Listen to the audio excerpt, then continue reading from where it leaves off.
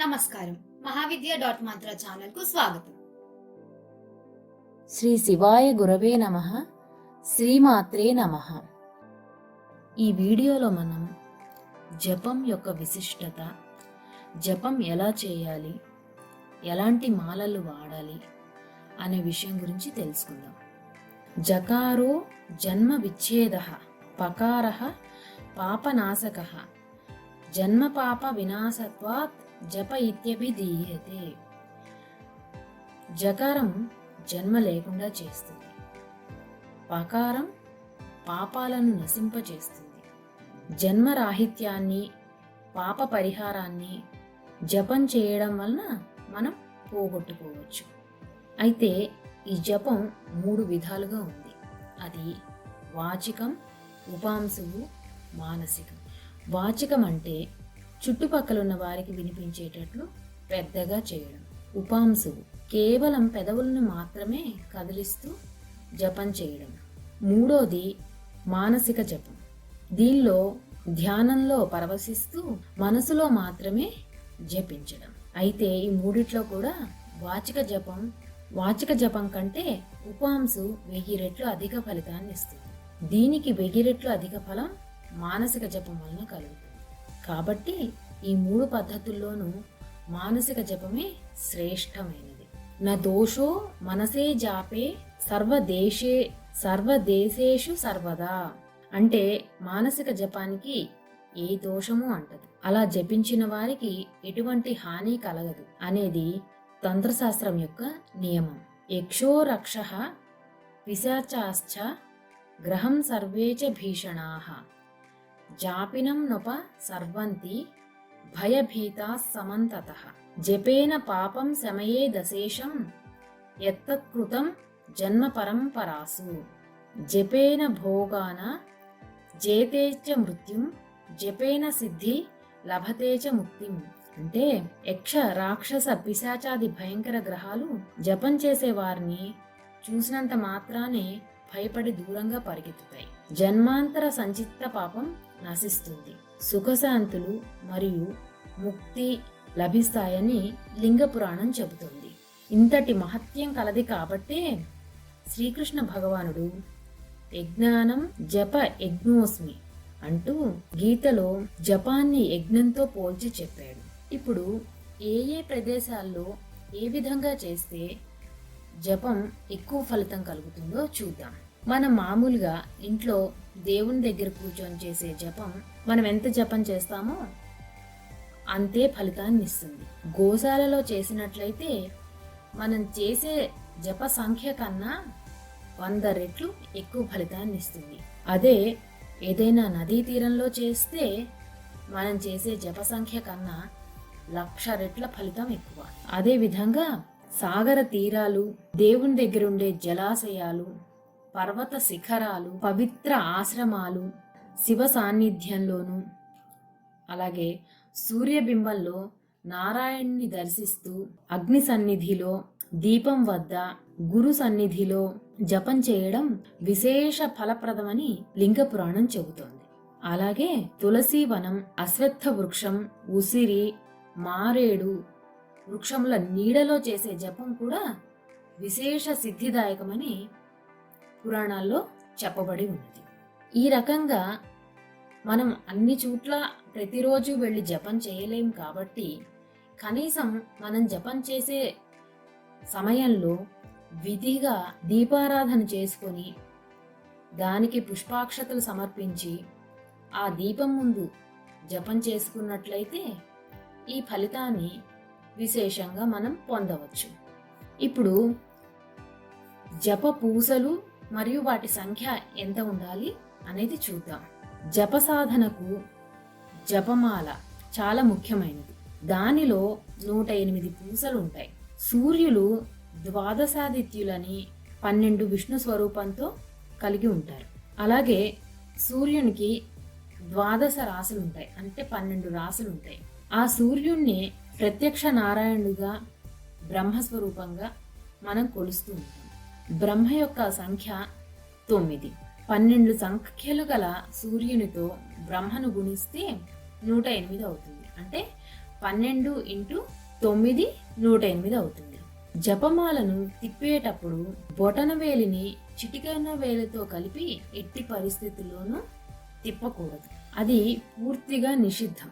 అలాగే తర్జనితో జపమాలను తిప్పినట్లయితే శత్రు వినాశకరమని, మధ్యవేలుతో తిప్పినట్లయితే ధనదాయకమని, అనామికతో తిప్పినప్పుడు శాంతిప్రదమని శాస్త్రాలు చెబుతున్నాయి.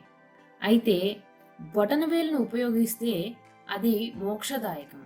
కానీ మనం మాలను తిప్పేటప్పుడు తప్పనిసరిగా బొటనవేలుని ఉపయోగించాలి. అలాగే మనం జపించి జపమాలను తిప్పేటప్పుడు ఆ జపమాల చేతిలో నుంచి జారిపోవడం, అంటే నేల మీద పడడం, దానిలో నుంచి దారం విడిపడిపోయి పూసలు బయటికి జారడం అనేవి మాత్రం జరగకూడదు.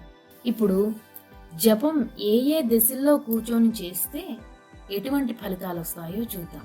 తూర్పు ముఖంగా జపం చేసినట్లయితే అది వశీకరణ కారకం. అలాగే దక్షిణ ముఖంగా చేస్తే అభిచారిక కారకం. పడమర ముఖంగా జపం చేసినట్లయితే సంపద కారకం. ఉత్తర ముఖంగా జపం చేసినట్లయితే పౌష్టిక కార్యాలు, శాంతి, మోక్ష కారకాలు. అలాగే మానసిక జపానికి ఎక్కువ నియమాలంటూ లేవు. మానసిక జపో నియమో నాస్తి అని శాస్త్రం చెప్తుంది. అంటే ఏంటంటే మానసిక జపానికి నియమాలు అంటూ ఏమీ లేవు. అశుచిర్యా శుచిర్వాహ గచ్చం తిష్టన్ స్వజన్నపి మంత్రైక శరణో విద్వాన్ మనసైవం సదాభ్యసేత్ నదోషో మనసే జాపే సర్వదేశేపి సర్వదా జపనిష్టో ద్విజశ్రేష్టో జపయజ్ఞ ఫలం లభేత్. అంటే పవిత్రతతో ఉండి కానీ, లేకుండా కానీ, నడుస్తూ కానీ, నిలబడి కానీ, కూర్చొని కానీ, పడుకుని కానీ మనసులో మానసికమైన జపాన్ని ఎప్పుడూ జపించవచ్చు. మానసిక జపము సర్వకాల, సర్వదేశ, సర్వావస్థల్లో కూడా చేయవచ్చు. అలా చేసిన వారు సర్వయజ్ఞ ఫలితాన్ని పొందుతారు. అలాగే ఇప్పుడు ఏ ఏ ఆసనాలు జపం చేసేటప్పుడు వాడాలో, ఏవి వాడకూడదో. కృష్ణాజిన ఆసనం జ్ఞాన సాధకం, చిత్రాసనం సర్వార్థ సాధకం, అలాగే కుశాసనం మంత్రసిద్ధి, వ్యాఘ్రాసనం పురుషార్థ సాధకం. ఒకరు ఉపయోగించిన ఆసనాన్ని వేరొకరు ఉపయోగించరాదు. జపం చేసేవారు ఎవరి ఆసనాన్ని వారే విడిగా పెట్టుకోవాలి. అలాగే నేలపై కూర్చుని చేసే జపం దుఃఖకారకం కాబట్టి నేల మీద కూర్చొని ఎట్టి పరిస్థితుల్లోనూ జపం చేయకూడదు.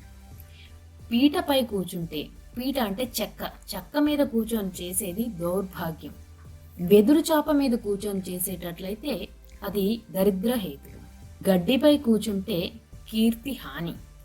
అలాగే చిగురుటాకులు లేదా పెద్ద ఆకులు, ఎండిపోయిన ఆకులు ఇలాంటి వాటి మీద కూర్చుని చేసినట్లయితే చిత్తాన్ని చలింపజేస్తాయి. ఇక్కడ ఆసనంలో ఆ అంటే ఆత్మ సాక్షాత్కారాన్ని కలిగించేది.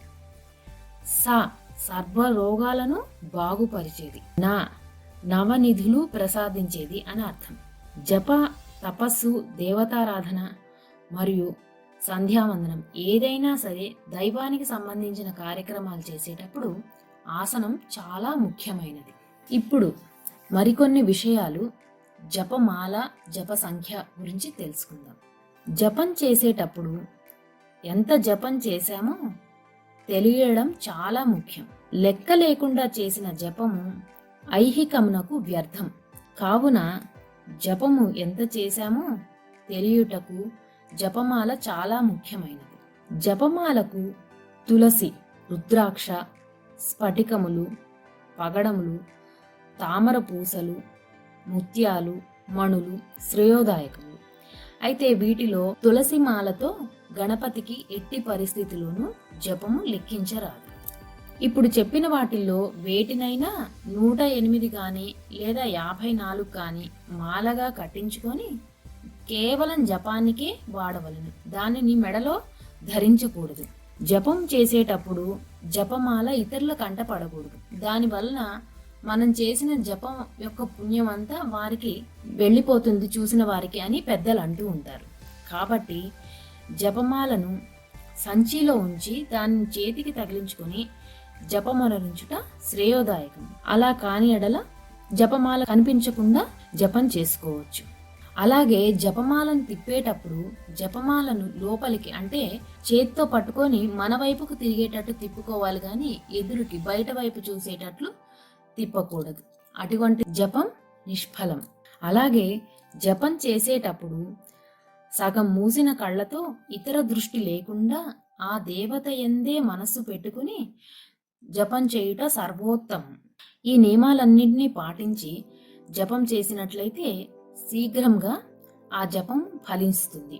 అలాగే జపం చేసేటప్పుడు మాలకు నమస్కరించి ఇప్పుడు చెప్పబోయే 2 శ్లోకాలు చదవడం వల్ల మాల శుద్ధి అవడమే కాకుండా జపానికి విఘ్నాలు రాకుండా ఉంటాయి. ఆ శ్లోకాలు ఏంటో ఇప్పుడు చూద్దాం.